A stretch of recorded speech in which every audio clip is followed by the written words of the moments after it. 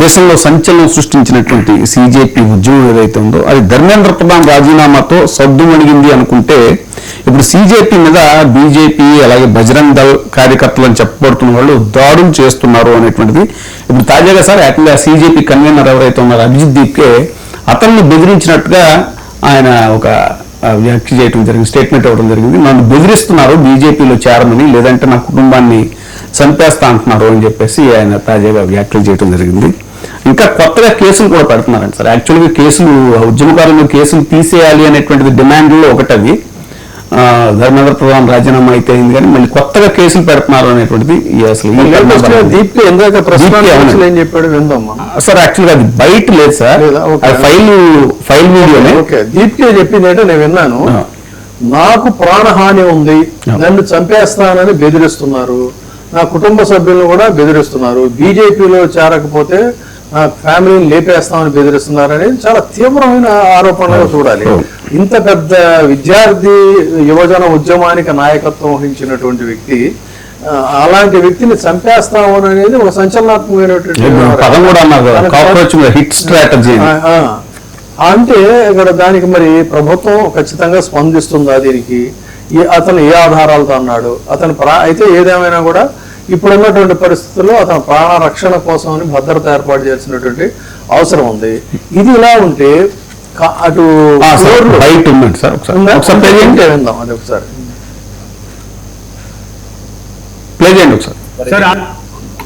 Sir आज आपको BJP की तरफ से कोई ऑफर हुई है ज्वाइन करने के लिए? धमकियां बहुत रही कि बीजेपी में आ जाओ, अच्छा रहेगा तुम्हारे लिए, तुम्हारे परिवार के लिए। तो मुझे तो मतलब बहुत शर्म आती है कि इतने बड़े प्रधानमंत्री, इतने बड़े अमित शाह, उनके पोते की उम्र का मैं हूँ, उनके पोते की उम्र के बच्चों को इस तरह की धमकियां देते हैं। मतलब क्या फायदा तुम्हारे इतने बड़े प्रधानमंत्री या गृहमंत्री होने का, अगर तुम्हें बच्चों को इस तरह की धमकियां देनी पड़ती है? सर आज आपको ఎస్ అండి. ఇంకొకటి ఇలా ఉంటే పార్లమెంట్లో ఈ రోజున మల్లికార్జున ఖర్గే గారు చాలా తీవ్రంగా ఆయన స్పందన ఉంది. నిన్నేమో ప్రియాంక గాంధీ గారు కూడా ఆ వారి ప్రసంగం కూడా చాలా ఘాటైనటువంటి, రాహుల్ గాంధీ గారు కూడా రాహుల్ గాంధీ ఇడియట్ అంటారు, అది కూడా ఒకసారి విందాం. దాని మీద పెద్ద రభస జరుగుతుంది. ఒకసారి రాహుల్ గాంధీది ప్లే చేయండి బయట.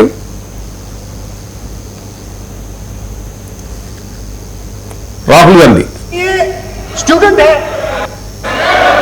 और फिर ये इडियट भी है, तो मैंने उससे पूछा एक बात बताओ, ये तीसरी कैटेगरी कहां जाती है?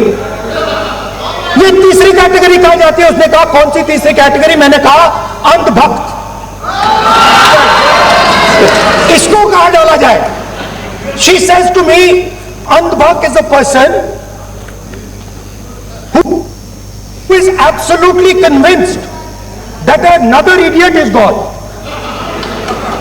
So these are the three categories: student, idiot and andhbhakt who follows the idiot. कि ये student है और फिर ये idiot भी है.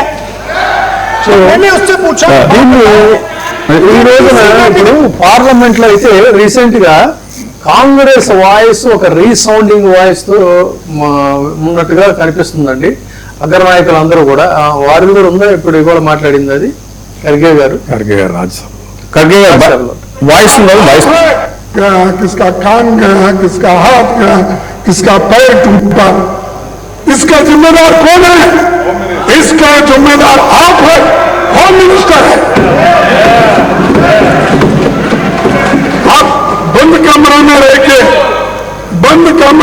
के आप सुन रहे होंगे मेरी बात, लेकिन आप बंद कमरे में रह के बहुत दिन छुप नहीं सकते। एक दिन हम बाहर खींच कर आएंगे और जनता के सामने हम दिखाएंगे इनके क्या है। సో మీరు నేషనల్ వర్కింగ్ ప్రెసిడెంట్, జాతీయ రాజకీయాల్లో అసలు ఏం జరుగుతూ ఉంది? ఇప్పుడు కాంగ్రెస్ పార్టీ వర్షాకాల సమావేశాల్లో చెమటలు పట్టిస్తున్నట్టుగా కనిపిస్తోంది. ఓవరాల్ గా అసలు మీ ఇదేంటి చెప్పండి విశ్లేషణ? బేసికల్ గా ఈ స్టూడెంట్ ఉద్యమం వచ్చిన తర్వాత జంతర్ మంతర్లో జరిగినటువంటి ఉద్యమం మీద వాళ్ళు ఎవరైనా కావచ్చు, రాజ్యాంగం ప్రకారం ప్రతి వాళ్ళకి కూడా ప్రశ్నించేటువంటి హక్కు ఉంది. ఆ హక్కు ప్రకారం వాళ్ళు వచ్చి వాళ్ళ హక్కు ప్రకారం మనకి జరిగిన తప్పు దీన్ని ఇలా చేయాలి అని చెప్పి అన్నారు.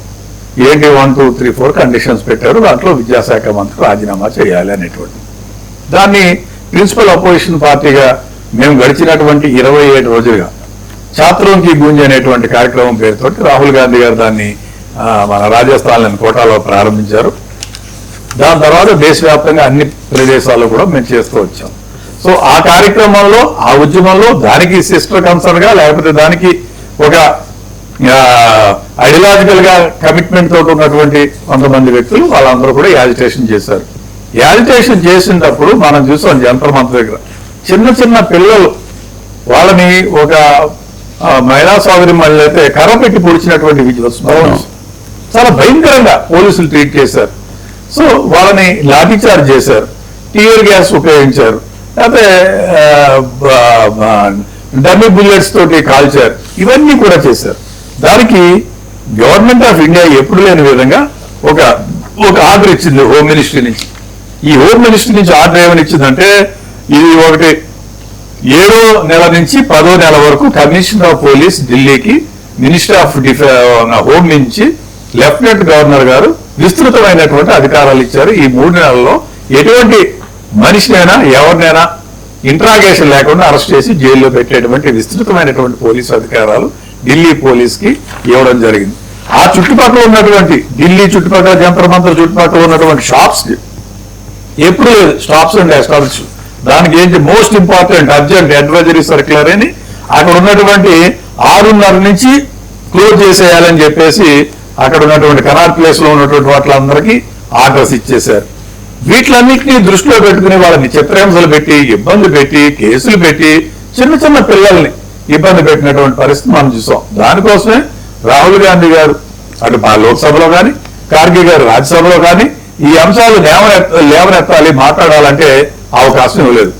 అవకాశం ఉన్నప్పుడు దేని అన్నో అదరుగో లోక్సభలో ప్రతిపక్ష నాయకుడికి ఇవ్వకపోతే రాజ్యసభలో ప్రతిపక్ష నాయకుడికి ఇవ్వకపోతే హౌస్ అంటే లోక్సభలో speaker leader of the house leader of the opposition, రాజ్యసభలో అఫ్ కోర్స్ వాళ్ళ లీడరు అపోజిషన్ లీడరు వీళ్ళిద్దరినీ కూడా కన్సిడర్ చేయనటువంటి పరిస్థితిలో there was no other go ప్రధానమంత్రి నివాసం దగ్గరకు వచ్చి ధర్నా చేసిన మాట వాస్తవం.